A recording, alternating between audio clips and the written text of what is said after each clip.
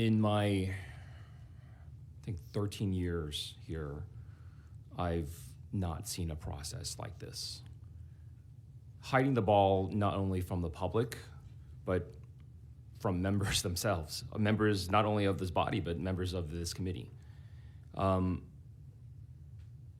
For weeks, members here asked, what is the intent? What is the purpose of being here? What is the issue? What is the deal? Because the law requires us to redistrict after the census. Nothing says that you're supposed to or can in the middle of a census, in between censuses. We redistrict after a census because populations change and the Constitution requires us to have equal representation. What is the impetus here? We tried to ask. We said, would you bring the governor or his staff or somebody in his office who knows what is in his mind? What's the problem? What is the issue we're solving? We know that for every other topic except this. It's almost like it was intentionally hidden. We know that the governor's intent is based off of Donald Trump's orders and Donald Trump's letter from the DOJ, who, by the way, is probably in violation of the Hatch Act for conducting politics from a federal office. But that's not the point. The point is we know where this came from. We know what sparked it. We know what the impetus is.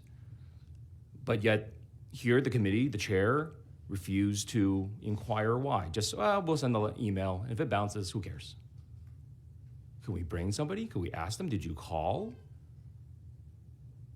Did we call anybody from the governor's office? I asked repeatedly in this committee, hey, have you talked to the governor? Have you talked to somebody in his office? Maybe you should find out what his intention is. And through all those weeks, all those opportunities, all that time, nope. I bet today we asked the chair, hey, have you talked to the governor about what he wants? Why he made this call? You know the answer is no. Of course not. Because that's the point. The point is to hide from the public. The point is to hide from the membership. The point is to hide from the court. To do as much in secret and in the dark as possible. And that is the legacy of this body. To take our democracy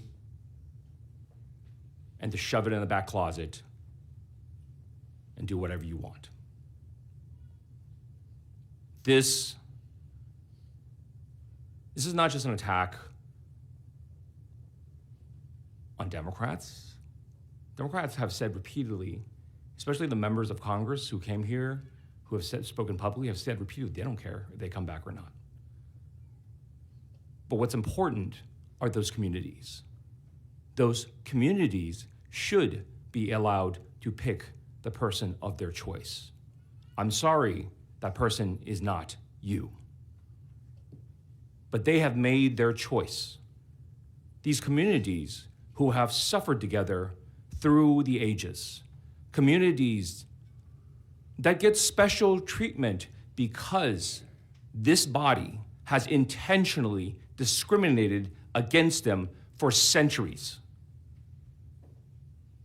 Since the founding of this state, the people in these communities have been treated not even as second-class citizens, treated as animals, treated as slaves, treated as indentured servants and whatever else. People to be seen, to people to neither be seen, not heard, nor heard, but just go do your little jobs, serve us.